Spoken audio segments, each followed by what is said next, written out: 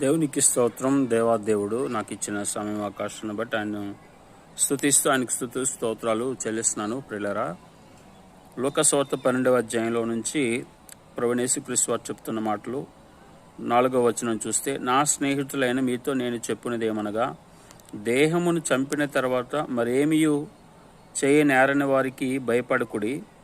ఎవనికి మీరు భయపడవలనో మీకు తెలియచేతును. చంపిన తర్వాత నరకంలో పడద్రోయ శక్తి గల వానికి భయపడుడి, ఆయనకే భయపడుడని మీతో చెప్పుచున్నాను. 5 పిచ్చుకలు 2 కాసులు కమ్మబడును కదా, అయినను వాటిలో ఒక్కటైను దేవుని ఎదుట మరువు చేయబడదు.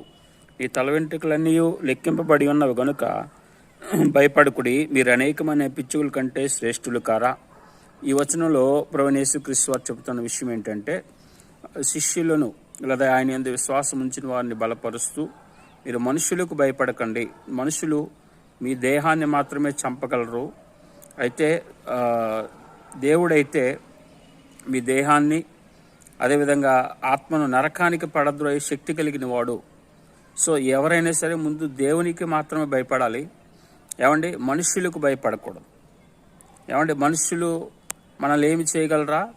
ఏమీ చేయలేరు. ఒక దేహాన్ని మాత్రమే మహా అయితే అది దేవుడు అవకాశం ఇస్తే చంపగలరు.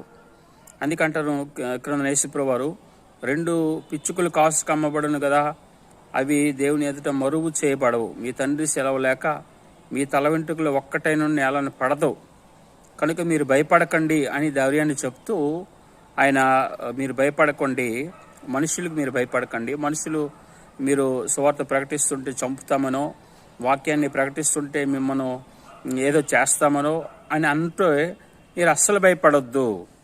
ఎందుకంటే మీ తల వెంట్రుకలు ఒక్కటి కూడా నశించదు. మీ తల వెంట్రుకలు లెక్కించబడి ఉంటాయి. మీరు దేవుని కొరకు చనిపోయినా ఏ ప్రమాదం లేదు. బ్రతుకుటి క్రీస్తే చావైతే లాభమని పౌలు గారు చెప్పినట్టుగా.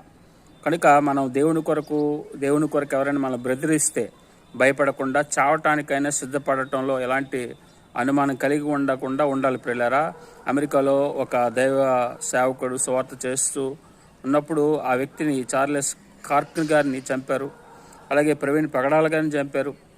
ఇలా అనేక మందిని చంపుతూ ఉన్నారు. ఆయన వారిని బట్టి దేవునికి మహిమ కలుగుతుంది.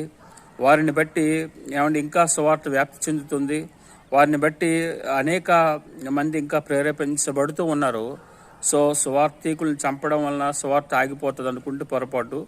అది సువార్థికులు చంపబడటం ఇంకా సువార్త వ్యాప్తి చెందడానికే కారణమవుతుంది, కానీ అది ఇంకో విధంగా కాదు అనే విషయం తెలుసుకొని మనం